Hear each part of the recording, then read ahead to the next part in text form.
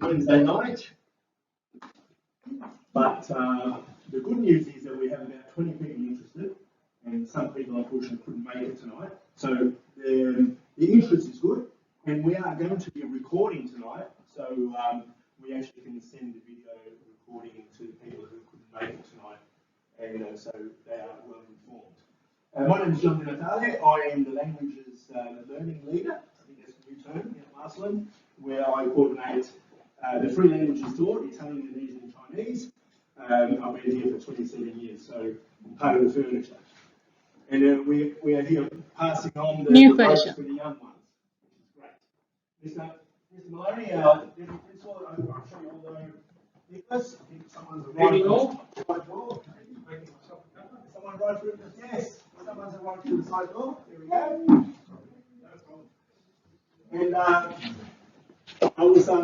remember in about a year ago, I was standing here in front of a group of parents talking about the introduction to Italy, which we were planning, and time just flies. We just got back this to teachers, and Okay, thanks for coming today, and I'll be recording the whole entire session, so I can't actually walk like how I teach in classroom. I can just be glued here because these has to collect my voice, so I'll be around here. Now, so today's agenda will be, so I will go through the itineraries with you, so in a very quick manner of the overview, and then I will typically talk about 3 highlights that personally picked by me, thinking that's the most exciting activities stands out in this whole entire program. And then we have Jack, the language captain, next year to share some of his insights about his perspective in learning the language. And then we have Suning. She's the educational consultant behind the program. And just through the other conversation that I had with her on the way up here, I realized that she used to be a legal studies teacher in a secondary school, and now she's doing a PhD in second language education in Monash University. So I'm thrilled that she's here today to show you some of the really theoretical perspective behind this program. And towards the end, we'll be giving out expression of interest forms. We'll sign it probably right now today, at the end of the tonight, and there will be some questions that we will go through, some frequent questions, and also a Q&A in the end. Okay, we will start. Now, we will go to 3 places. Beijing and Xi'an. I think most of you have heard these 2 places, which is probably the oldest ancient city in China. Both of them have very profound history. And Chengdu is a new city that we picked this time, instead of Shanghai, because Chengdu is also a very culturally enriched city. If you've heard food, which is called Sichuan food, which this is the base camp of that type of food. So we will be going from Melbourne to Guangzhou, which is near Hong Kong at the bottom, and then all the way to Beijing by flight, airplane. And then in China domestically, we will be going through using bullet train. So from Beijing to Xi'an is about 1,000 kilometers. So it takes about 4 hours of bullet train, which is really fast. And from Xi'an to Chengdu is about 700 kilometers. So it takes about 3.5 hours by bullet train. And then we were leaving from Chengdu all the way to Guangzhou and Guangzhou back to Melbourne. So that's the whole journey. Now, I went back to China in July this year. Not only to visit my parents, but also because of COVID, our school have never had a chance for almost 4 years to offer any international trip for any of the students. Normally, we go through Victoria Young Leaders to China trip with the Victorian government, which is only exclusive to Year 9 students. Now, we've been waiting for their confirmation if there will be one going up next year. However, they told us that there will be no actual tour going up next year, so that's why we decided we want to create an experience for all the students that from year level 9 to 12 to have this experience. So I have went through a lot of agencies and I've looked at a lot of packages. So when I was in China, I spoke to Sunin's company and we had a look at everything that they designed. We actually sat down and talked about it. So this itinerary is out of all the packages that really stands out for me. So unlike a normal itinerary that you would normally get for an international trip, you'll get day 1, day 2, location, where you're going, and that's all you have. Now, if you notice in this itinerary, the words that involved these are the activities, the hands-on activities that we incorporated into the daily activities apart from sightseeing. So you are seeing, sites and historical places, but at the same time, these activities are incorporated in there so the kids have experience, a hands-on experience, and also being instructed by the language itself. So will be all conducted in Chinese. There will be no English, but obviously all the guides that we have are bilingual, so they can speak English when they have to. Okay, so I'll quickly go through it. So day 1, we're leaving in the morning from Melbourne to Guangzhou, and we're arriving at 11 p.m. So it's a bit late, but they will pick us up at the airport. Bus, everything is arranged, and we'll go to the hotel. And day 2, we start at Tiananmen Square plus Forbidden City, National Museum of China. So they're all around the same area. So that day will be spent in there. I'll go into details of Forbidden City. Day 3, we will be at Beijing Foreign Study University, which is very famous for its foreign language studies.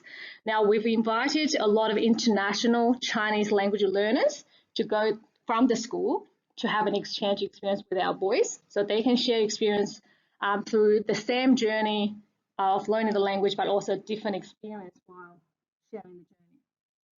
And then we go to Summer Palace, and all these words in bold will be the activities that they will be doing there. Now, day 4, Great Wall, Temple of Heaven. We'll be counting 4 tires at the Temple of Heaven. This is something that I want to save as a surprise when you get there, because it's really not just standing there counting the stairs. There's a lot more to it behind that. Day 5, we're going to be traveling from Beijing to Xi'an. And we're going to Xi'an Museum, and we'll be visiting the Terracotta Warriors. Now, the next one. Day 6, we're going to Emperor Qin Shi Huang Terracotta Army. This is the actual tomb instead of in the museum. So you will see all the army line up in the tomb, discovered, exposed. And you'll be building your own clay sculpture of Terracotta Warrior, and you can take that home as well.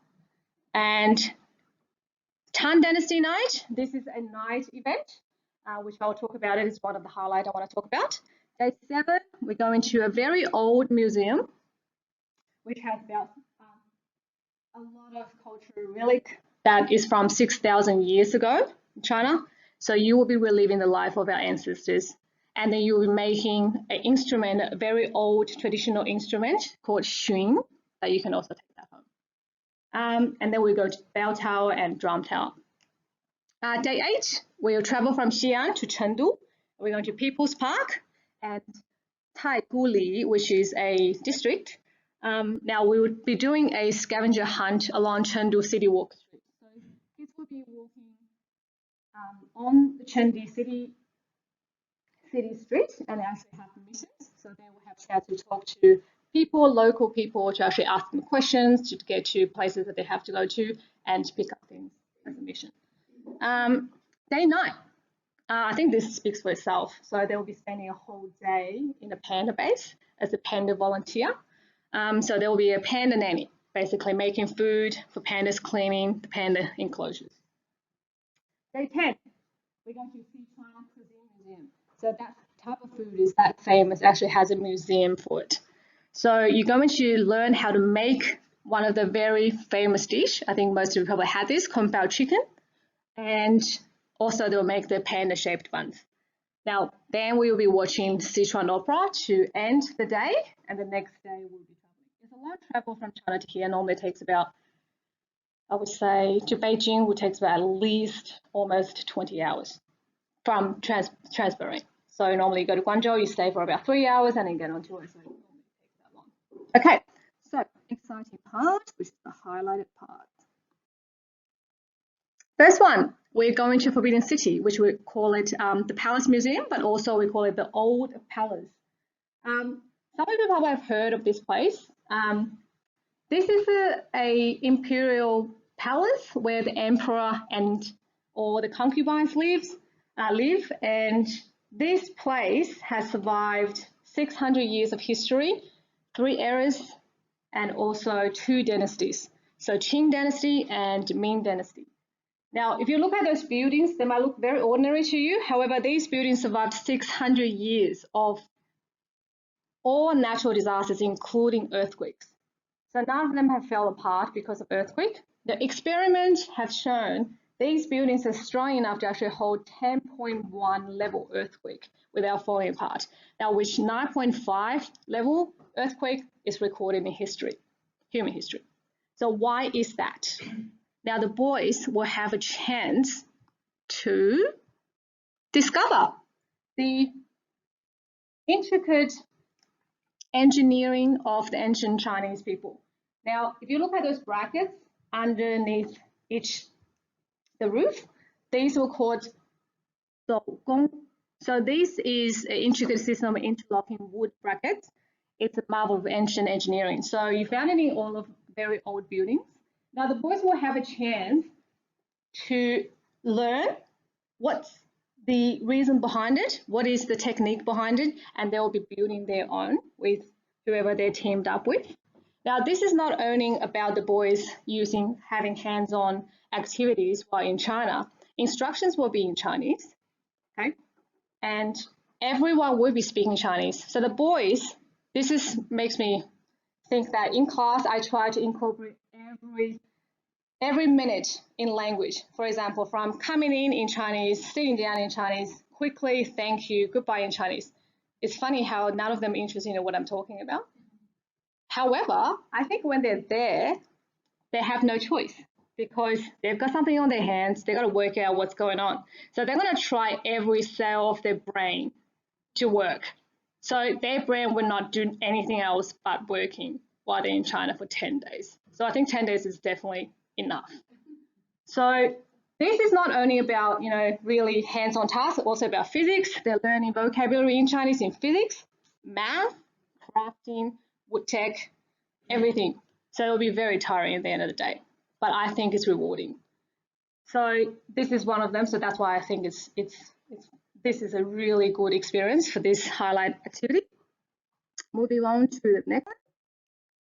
So next one, we're coming to the ancient city Xi'an. This is the tomb, one of the tombs of terracotta warriors that they will be seeing.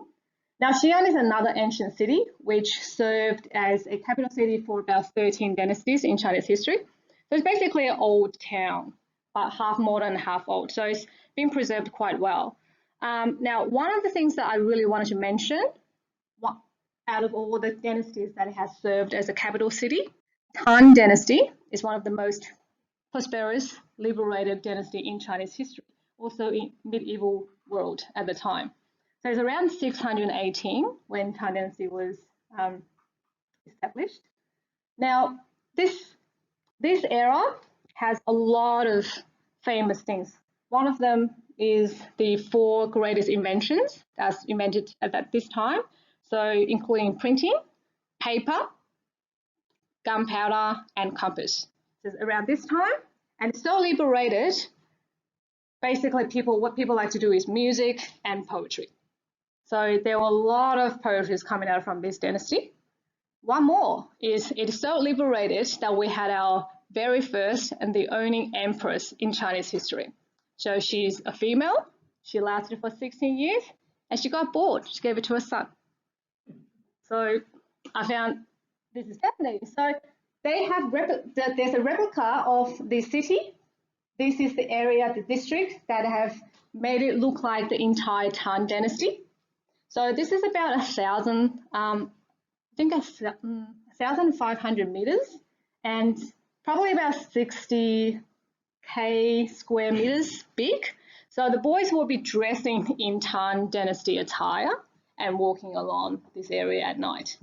So they will be talking to people and absolutely will catch a lot of eyes from Chinese people. They will be wanting to take photos with them, that's for sure. If they have your permission, they can do that. All right, moving on. The last one, again, this speaks for itself. So Chengdu is the capital of Sichuan province, and it's in an area where it's very hilly, covered with a lot of greens, and also home for a lot of endangered animals. Panda is part of one of them. Now, in Chinese, panda is called 熊猫, which 熊 means bear, 猫 means cat. I don't know, Chinese people actually don't know, is that a bear or is that a cat? Because you think it's bear, but it's vegetarian. It doesn't eat any meat. However, if it's a cat, it's too big of a cat. Now, one thing I think, I don't know if any of you know, the panda baby, when they were born, is this big. So they need to be very well looked after. That's why they're endangered, because if they're on their own, they really can't raise a baby like this. So hairless just looks like just some slime. Just that what it looks like. Yeah, like cucumber. Okay. So the boys were going in there. What they're going to do is they'll probably be in teams with a list of things that they have to take notes about the panda. What did he do today? What did he eat today? Did he poop? And did we clean everything? So this is, again, not only about, understanding, or obviously they're very extremely cute, but also they're learning vocabularies in biology, also daily routines, talking to people. And mind you, in Sichuan, people speak dialects. Okay, so they might speak Mandarin to you. That's definitely not what I've been speaking in class. So you're gonna have to get used to it. That's how it is. When you get out, people speak Mandarin, but they're not. So from different places, they have accents. So you need to pick up the nuance. So that's very good for your listening skills as well. So I think that's me. Any questions for any of this, or you can hold it till the end? No questions so far? Okay. Next one will be Jack, our language captain, and he will be sharing a little bit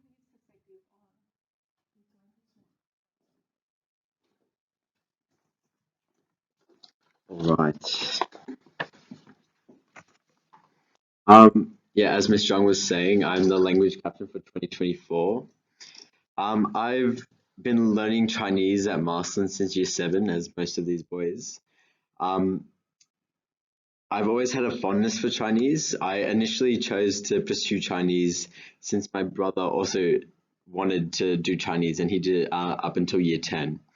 I thought it would just be so cool to talk in Chinese with him around the house. Regardless, continuing Chinese has been one of the best decisions I've made at Marsland. For me, I think Chinese is one of the most useful subjects. I think no other course at Marsland really offers the same level of real-world application as a language.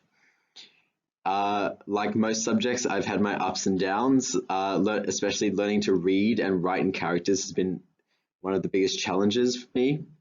However, I've obviously improved over time, and sometimes I shock myself at how many characters I can recognize.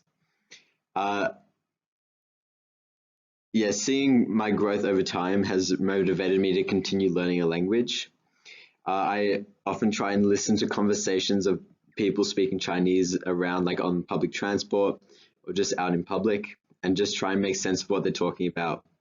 One time I was at the library and this woman was with her son and they were doing homework, and she got a FaceTime call, and I was listening in and trying to understand what she was talking about. And I actually surprised myself. I could pick up most of the stuff that she was saying, because she was talking about what she was doing, like where they were, and we had learned a lot of that vocabulary. And then she was also talking about like what she was planning on doing for later on in that day. And then afterwards I was thinking like I could kind of understand most of what she was talking about, so I shocked myself. Yeah, so it was rewarding for me to be able to pick up the words she was talking and follow her conversation. Going to China will give me an opportunity to practice these encounters far more and really experience the language and culture of China firsthand. I'm just so grateful to be given this opportunity going into year 12, as Ms. Zhang was saying. It's normally just reserved for year 9s, but it's a great opportunity for especially the senior boys as well to be able to go to China. So I strongly encourage you to consider participating in this trip. There's going to be so many benefits for your Chinese studies, but also just your knowledge of the world. So yeah, thank you. Okay,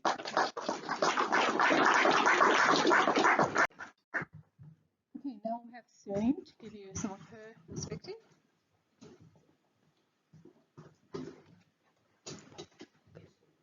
Hi guys, very, very pleasure to be here tonight to present to you. Can you hear me clearly?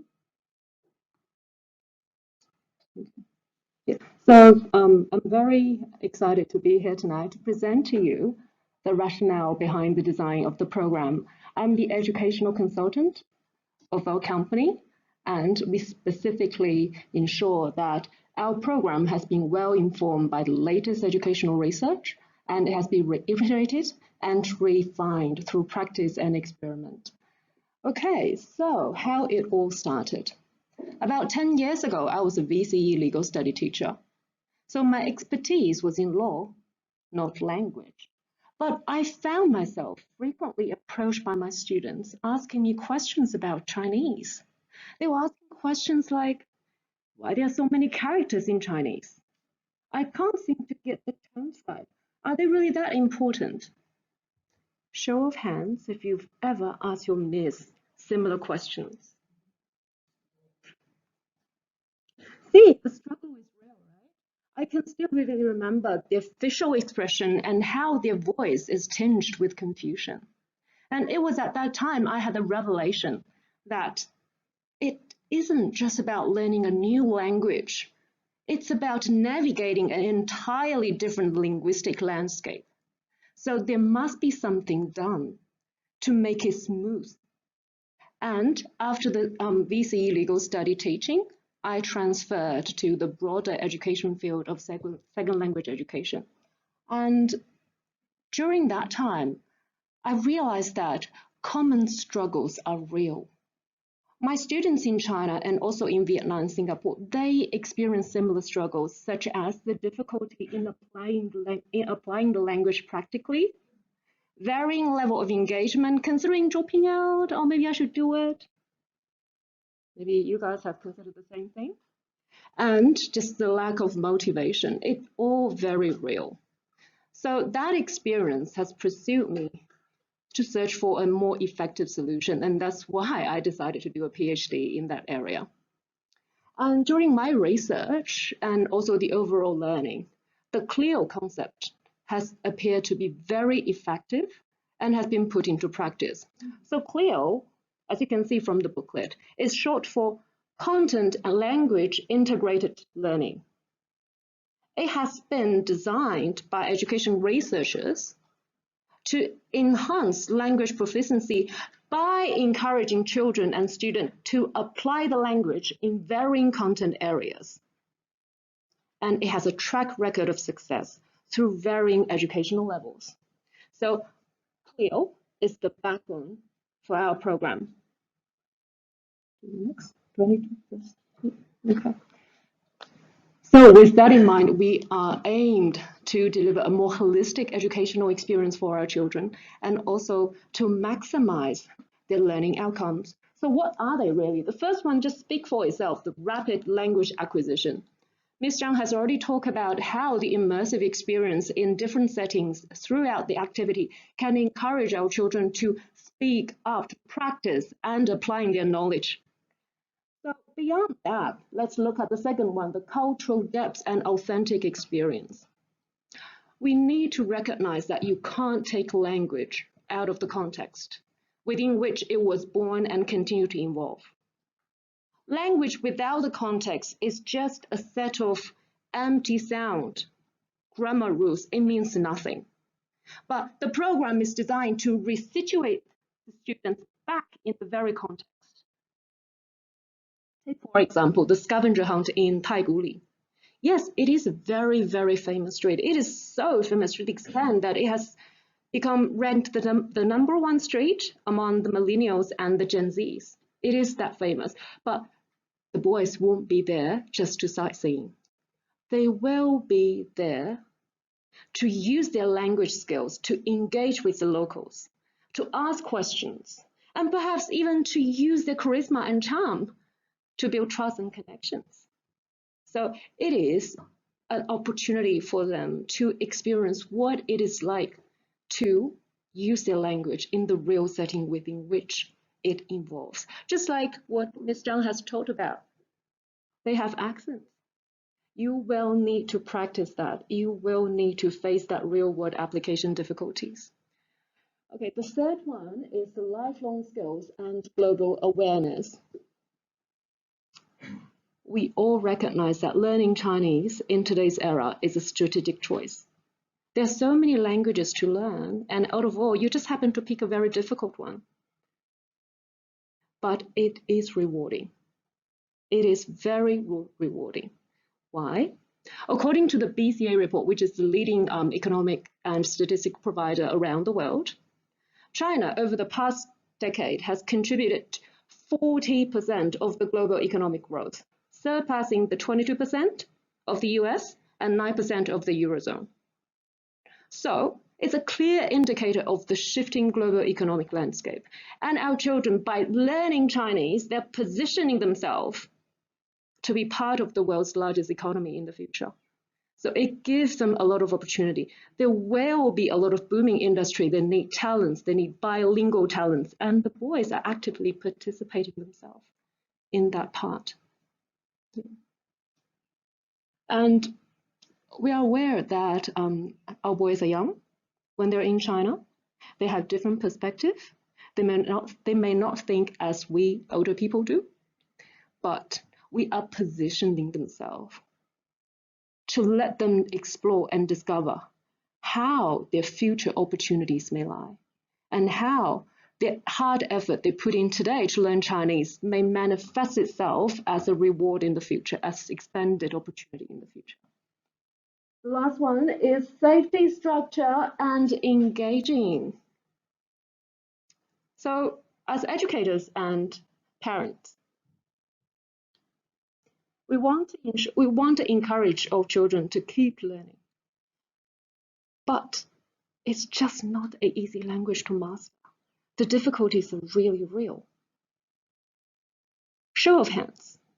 Have you ever considered dropping Chinese at least once? Okay, not everyone. Your miss must have done something magnificent, because I thought everyone would consider dropping, because it is hard, right? It is very hard. But we see the value of it. And we as parents, we want to encourage our children to see the bigger picture, just see the long-term value of it. You see, okay, just putting in more effort, you might succeed, right? But they are the one who actually face the daily struggle. You can't always push the boys to do stuff. We all understand it. And it is where our program may play a crucial role. The program is designed not only to educate, but also to motivate and to inspire. We really hope that the program can show the children and show our boys the fun and excitement of learning Chinese and can help them to push past the hurdle. I want it to be a bridge to help the boys stay on the course until they reach the final rewarding milestone. Thank you. That's very good.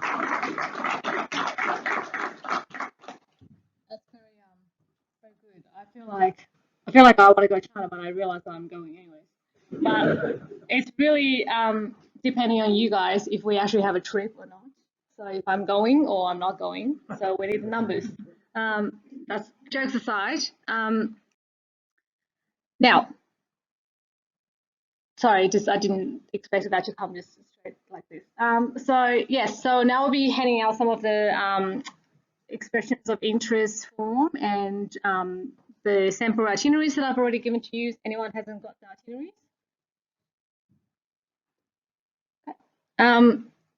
Now, just before we go through that, is there any questions just about the trip itself, just about where we're going and stuff?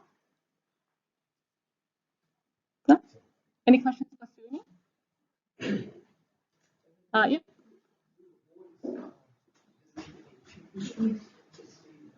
Industries. And factories. Yeah.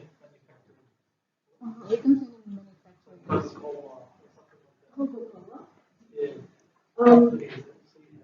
Like the manufacturing, the manufacturing one. It hasn't been included in this one yet, but if it's really, are you very much interested in maybe your boys to be in that area, doing the industry?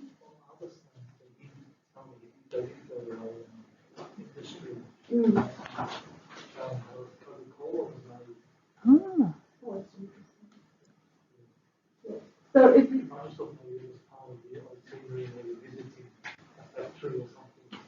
yeah, we have a list of itinerary and activities, and this one has been scrutinized and picked by Ms. Zhang with her expertise. It will be actually presented with a full list of activities and places to visit, and because of the short time and also the restriction of locations, we need to make sure that the travel time is minimum and the learning time is maximum.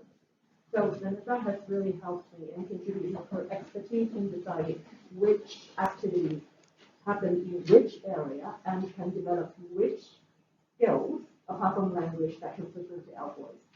Yeah, so but I'll definitely take your suggestions to consider. Maybe in the future, next time. Vanessa will take that in mind as well. Thank you. Thank you very much. I think one of the things that on your itinerary, I think the last page, one of the pages has the tables with all the expenses. So I think it's the last page with the tables. Sorry, Mike. So yeah, the last page before the pictures. So these expenses. I just want to point out one thing that it's slightly different this year compared to pre-COVID. So on the 27th on the accommodation, it says accommodation with 4-star standard. It's not really me trying to give the boys a luxury trip. It's the government regulation on foreign passport ever since after COVID. So every foreigners with passport has to stay in a hotel where it's registered so they can ensure safety of the foreign passport holders. So that's why I would say a big chunk of the, not big chunk, so there's a small chunk of expenses has been put into there because we don't have any options. Now, in the past, this has been, so the accommodation has been probably the easiest to find to actually accommodate. So this one, I think 2 boys will be in one standard hotel room, which is a 4-star and above standard hotel room. So just want you to keep that in mind. And I have asked around of different Victoria schools where they've all, if they have a plan to go to have a China trip next year, the price is just around 6 to 6.5, just somewhere around there. So I think before COVID and after COVID, there was a little bit of a change in price. Just want to kind of make that. So I think for this price that we got, I think it's really worth it with the activities that we have, not just a sightseeing itinerary. So just want to keep that in mind. Now we are a little bit tight on time because we are leaving on the 28th of March. So the first thing we want to do is we want to secure the cheap flight tickets. So what we need to do first is to actually have the deposit in by the 8th of December. So if you can hand in your expression of interest if you are interested next Monday, actually just hand it to me, and then our finance will send you an invoice and you will have that by the 8th. Now the installment date is there. Now we do understand Christmas are coming. Some people probably already spend it on a holiday. So we'll do it before Christmas. And then February when you get a chance to probably have a break on that. So hopefully we will get a lot of interest for this exciting program. So any questions in regards to the installment and payment? If for whatever reason the trip has to get cancelled or something that's not a student or health issue, is everything refundable? Yes, absolutely. Yeah, I've asked that. Yeah, I've asked that already. Yeah, so it will be in the contract that you sign as well. Yeah. Okay. Any other questions? Yep. Yep. Yep, so I've spoken to them about this. Obviously, this is very common in Australia. So basically all the meals are included, so 3 meals a day. Now, before we get the numbers of interest, then I will actually specifically ask each boys of their dietary requirements. So then I'll give it to the agent as well, so they will kind of know what you can eat or what you can't eat. Yeah. Any other questions? So these figures cover all costs, access to Everything else, yes. Breakfast, lunch, dinner, snacks, or whatever. What's the expectation as far as what else would the kids need? Yep. So in terms of bringing money, I think so. I'm just going to go to the next slide. So with the frequent asked questions. Now, the one there, I think the last one, will my son need to bring cash? Now, I do have a. So yes, you will need to bring some money just in case you need to buy some presents for yourself, or souvenirs and things at places, or if you want to get a snack beyond the 3 meals, then they're not included in the itinerary. Now, Alipay would be a very good tool, an app on your phone that you can download, to which China, basically in China now, no one has cash. So it's Alipay or WeChat Pay. Now, WeChat Pay is probably not going to be enabled because you need to have your identification card to register in there. But Alipay is quite simple. So you can go in and then you can link your overseas card, bank card with you as well. So that would be, you can just use your phone to pay, to scan the barcode. So you can't use it to transfer any money. So you can only use the app to buy things. So and that's apart from if you want to bring a bank card, which is fine too. Yeah, they definitely have an FHOS machine, just people don't really use it, that's all. Any other questions? So there's some of the frequent asked questions. I might just go through some of them. Visa will be included in the cost, so you don't have to. So public will ask you, we have an agency that's doing, the local agency in Melbourne are doing the visa for you. So you will just, they will arrange everything, but you do have to go to the embassy in person to actually to deliver the passport and hand in the thing. They need to see you. So there will be one trip to the embassy to get the passport done, the visa done. Yes, yes, yeah. Yeah, we'll organise that. We will organise that. So we just tell you when you have to go to the embassy. Yep. So insurance, the agency, the travel agency has, if they're mandatory, they have to buy insurance for each person, so including the teachers as well. So everyone's including them there will be have a very basic insurance there. Now, Nick, can you share this? Okay, so the school also has an insurance policy for overseas travel. In fact, we've got an insurance policy for everything that covers us. So if it was a medical emergency, we had to be flying home or something like that, it's all covered. So it's top of the range travel insurance. So that's covered in the cost. Okay. So it's if there's something happened locally in China, then you've got the local insurance. We would take you to hospital straight away. And because in China there will be, the system is a little bit different. So we don't have GP and hospital. You can go straight to the hospital, and the doctors are there. So third one, you can't spend it. I don't think any of you have relatives. Anyone has relatives in China? This is this is a question that we copied from Italian. Sorry.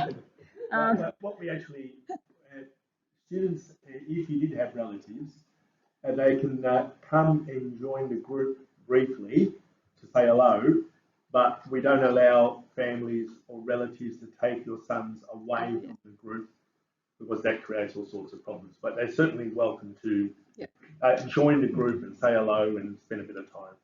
Yeah. Cool. Will my son be allowed out at night? That's no. Definitely no. Also, I don't think any boys want to because you can't, you're practicing Chinese, but I don't think you'll get far. So we're moving to the next one. if he misbehaves continuously and he is sent home, really hope that doesn't happen. But do you have to pay for the extra expenses? That is, yes. Okay. Now, in all my years, and I've only been here for a few, 30, it's never happened. So, but we put it there, because there's always a first for everything, isn't there? So, Yeah. Okay. Electronic devices, obviously you can bring your phone, and we will, as I said, they will have no time to do anything else but thinking. So they won't use their phone as much, probably at night time when they're in the hotel room. SIM card, I just want to quickly talk about that.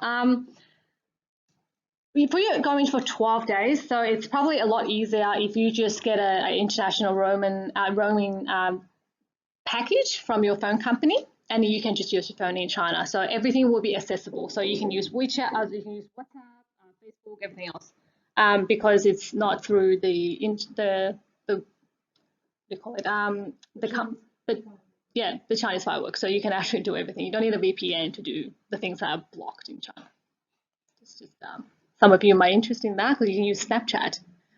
So yeah, I have experienced that because when I went back to China in July, I didn't get a Chinese SIM card, so I just used my Australian card, data roaming. So that was, I think, which company was very cheap?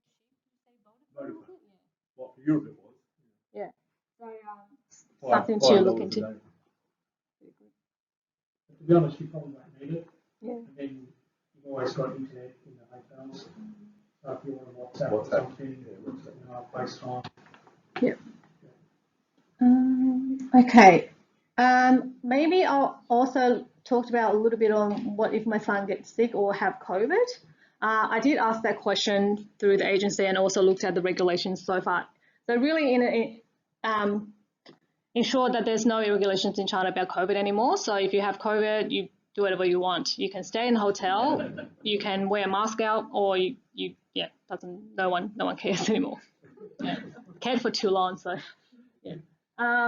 Okay, you also included, and so what do you need to do for now is just have the interest, basically sign it, and then once we get the numbers and once we get deposit, then we will have numerous of meetings that we will have. What this time I've asked Nick, we can do it online, so we can do it, probably you can be at home, so we can talk about packing list or things like that, things that have been included, or any questions that you need, and also when it comes to visa, etc. Can I just then also, in the whole preparation of the boys going to China, one of the dangers is when you travel in other countries is the lack of respect of that country and culture. So we prepare the boys very carefully on what's appropriate, what's not appropriate in China. Be respectful, understand their culture, and that avoids all sorts of misunderstandings which are in the media at the moment about how to behave in different countries. So we will do a number of workshops in preparing the students, not only the practical things, packing and be streetwise and careful with their money, but also that whole preparation when you're entering and visiting another country, how to be respectful and behave appropriately. So that's really important. Yeah. Do you know what the weather's like that time of year? Yeah, so in March, it will be just leaning towards to summer, but not summer yet. So it's in spring, very beautiful weather. So it's not raining, it's not hot, it's not cold, just started getting warm. That's the time. Yeah, where we're going, around February. And we are absolutely, I think we dodged the 1st of May, which is the national public holiday, 7 days. We're before that, so everything will be quite quiet, relatively. Yeah. My husband and I, for instance, decided to meet him at the end of July. His return flight, is that transferable to a different date, or would we then need to be purchasing him another? Yeah, I think so, because when the so I would say I'll ask them as well, but my understanding is once we get deposit, the agency will start booking, so they will book the tickets already. So the only thing that we can change after they book it is change the numbers of students and I think changing the dates probably for the whole entire group, but I will clarify that for you. If you're 100% sure that he will be doing that, then I will ask them and see what we can do. Yeah. Okay. What's the teacher to student ratio? Say you have 18 kids, or how many teachers? Minimum 3 for the first 19, and then 1 teacher for every 10 after that. So So be 3 or there'll be 3 teachers. There'll be a member of leadership attending. Nick's probably going because after he heard everything. It's highly likely I'll be on the trip. Obviously, Vanessa, and there will be another staff member. And with these dates, where do they fall in the school year? Is this 28th is the Thursday, last Thursday of term. okay? So basically, Always miss two school days, and then it's the first week. I think we get back on the Monday or Tuesday. Yeah, on the 8th. So I still have about Yeah, so the boys still got about 5 a week. 6 days. Yeah, a week left. Holiday. Yeah. To do that homework and get ready for But there won't be any, so those last 2 days still won't be any exams. No, not the first term. No. And we'll let the teachers know, so Yeah. if there's work to be done, the boys can get it done before they go. If there's any exams or anything like that. Correct. Okay. So I will just conclude the whole information session. I just want to finish it off with one sentence that really resonated with me as an educator. It says, as an educator, we can't always force our students to do what we want them to do, but based on our expertise, what we can do is take them to a place that we think is going to be beneficial, and we think and we know is going to fire up the internal motivations to thrive for the highest. So that's what we're trying to do today. So thank you.